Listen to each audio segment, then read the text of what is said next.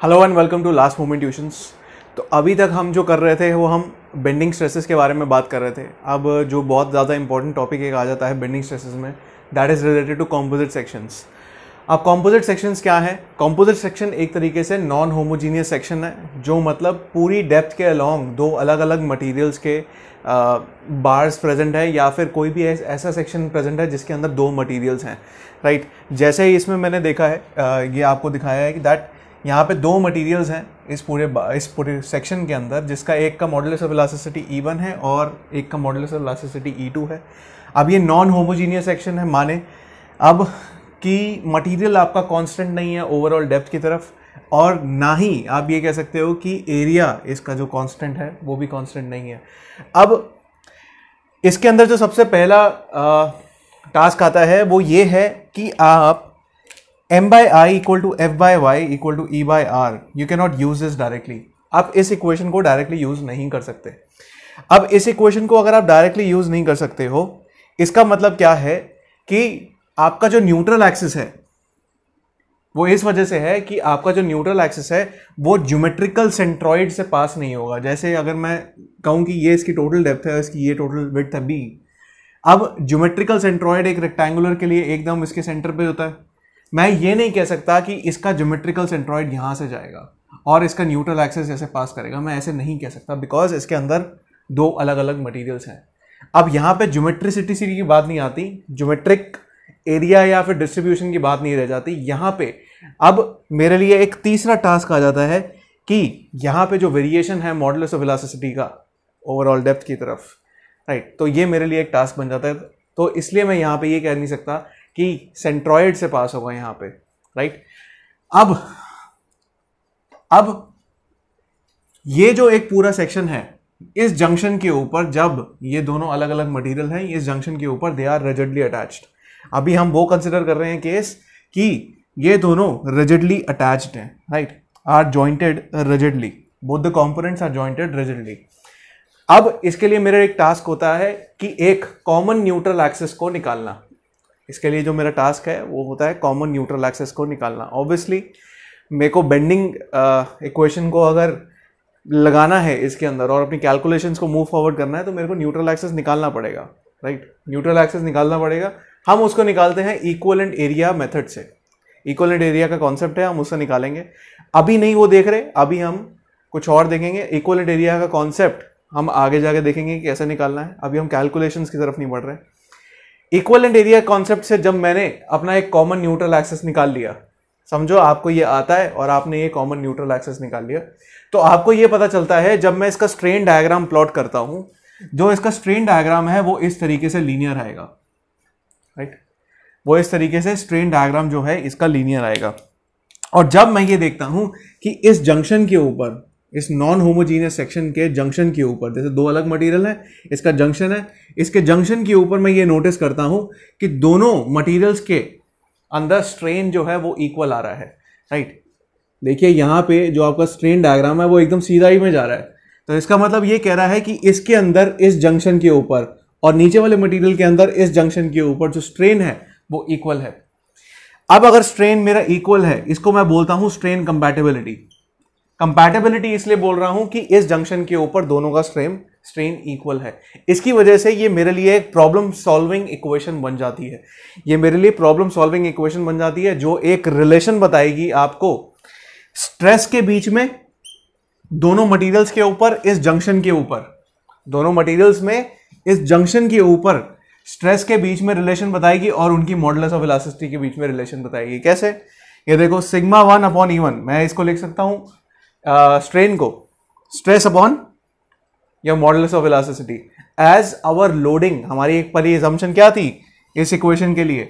All the loads are within elastic limit, और within elastic limit Hooke's law is valid. अब जब Hooke's law valid है, sigma 1/E1 is equal to sigma 2/E2। I can write this equation like this. उसके बाद मैं ये कह सकता हूं that sigma 1/σ2 is equal to E1/E2। Now this ratio E1/E2 is known as modular ratio. इसको हम लोग बोलते हैं मॉड्यूलर रेशियो। अब मॉड्यूलर रेशियो अगर हमें पता होता है तो इसको बाद मैं कह सकता हूं sigma 1 is equal to m times of sigma 2।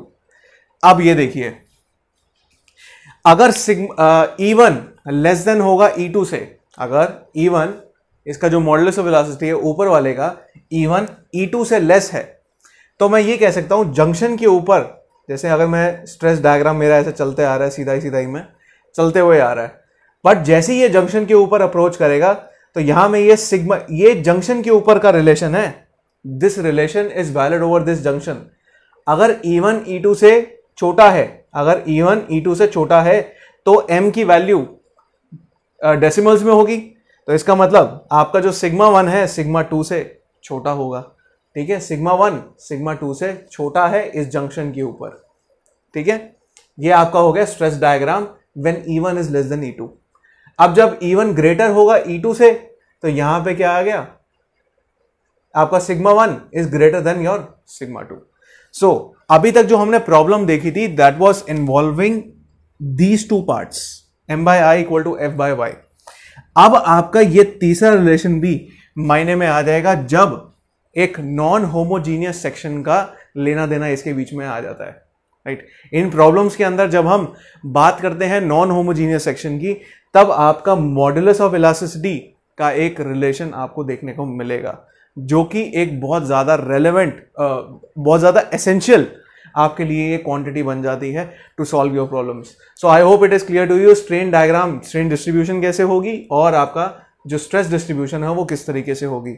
जो आपको वेरिएशन देखने को मिल रहा है एक जंक्शन के ऊपर, that is due to this strain compatibility, और जो वेरिएशन मिल रहा है स्ट्रेसेस के अंदर that is due to your difference in modulus of elasticities. ठीक है, मॉडुलर रेशियो के ऊपर वो चीज डिपेंड कर रही है। सो इसको आप पहले नोट डाउन करिए, उसके बाद हम बढ़ेंगे, मूव फॉरवर्ड करेंगे इक्विवेलेंट एरिया कॉन्सेप्ट पे कि हम इस कॉमन न्यूट्रल एक्सेस को कैसे निकालेंगे। Right, please take a note of this first. Now अब जब हमें कॉमन न्यूट्रल एक्सेस निकालना है तो उसके लिए हम लोग क्या करेंगे, कॉमन या इक्विवेलेंट एरिया मेथड का यूज करेंगे। इक्विवेलेंट एरिया मेथड मतलब आप एक तरीके से क्या कर रहे हो, इक्विवेलेंट होमोजीनियस क्रॉस सेक्शन को प्रोड्यूस कर रहे हो।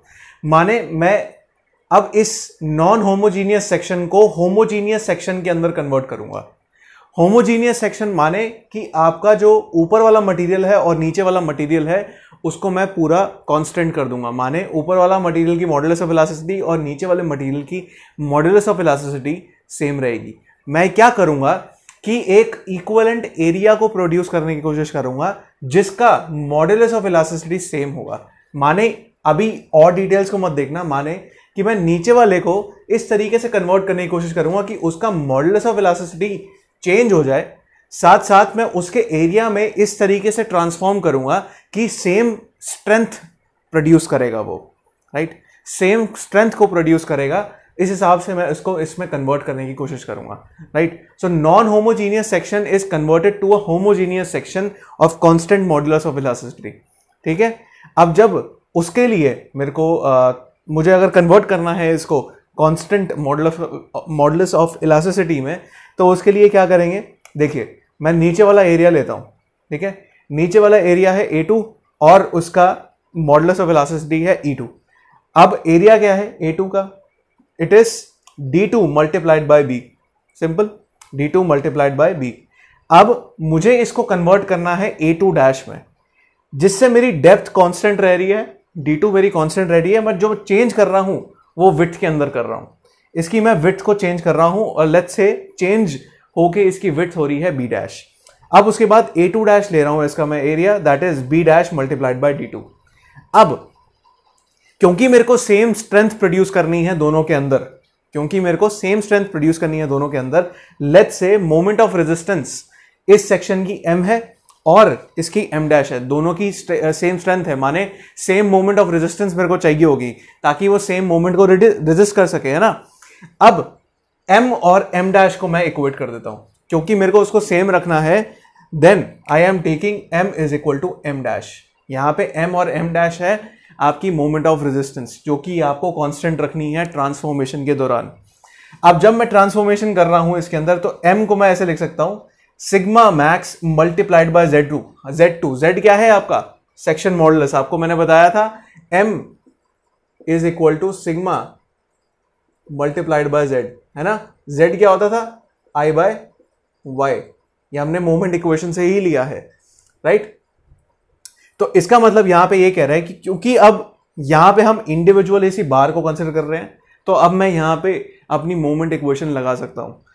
क्या कह रहा है मैंने, सिग्मा मैक्स इंटू Z2 किया, ठीक है। सिग्मा Z2 मैंने लिया है corresponding to this area A2, ठीक है। Z2 मैं कैसे निकाल सकता हूं, it is equal to BD square divide by 6।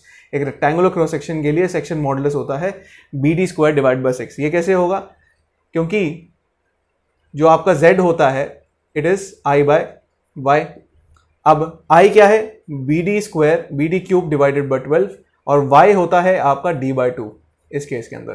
तो जब आप इसको सिंप्लीफाई करते हो it is equal to BD square divided by 6।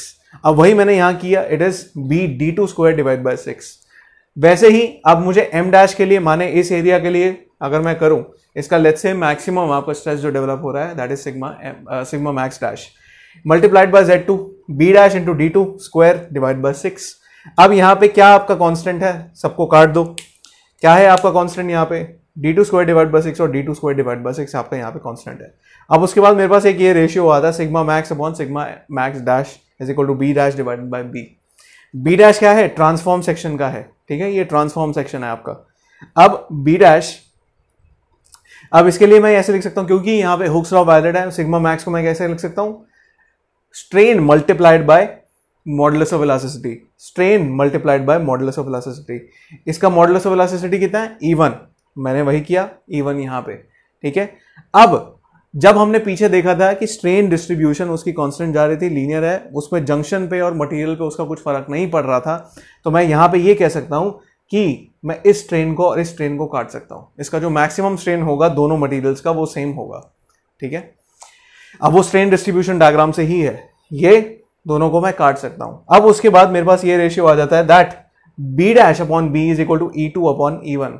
अब मैंने पिछले केस में M को क्या लिया था, E1 अपॉन E2, वही लेते हुए मैं यहां पे ये कह सकता हूं that the width of the transform section is equal to B divide by M, ठीक है।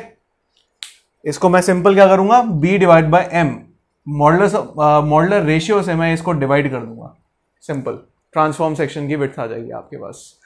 अब किसी किसी किताब के अंदर आपको ये लिखा होगा that B dash is equal to M times B, ठीक है। किसी किसी किताब में इसको आपको इस तरीके से दिखाई देगा, वो इसलिए है क्योंकि उन्होंने E2 अपॉन E1 लिया होता है, उन्होंने modular ratio E2 upon E1 लिया होता है, राइट।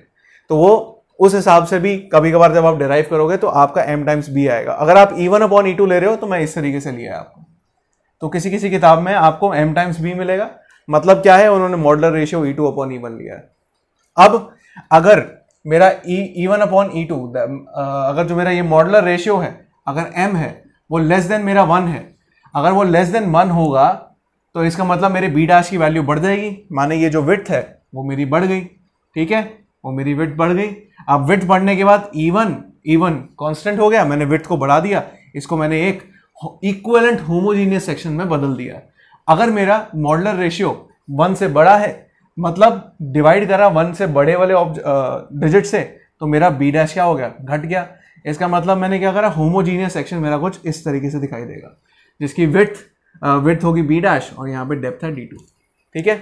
अब आपने क्या किया है इधर,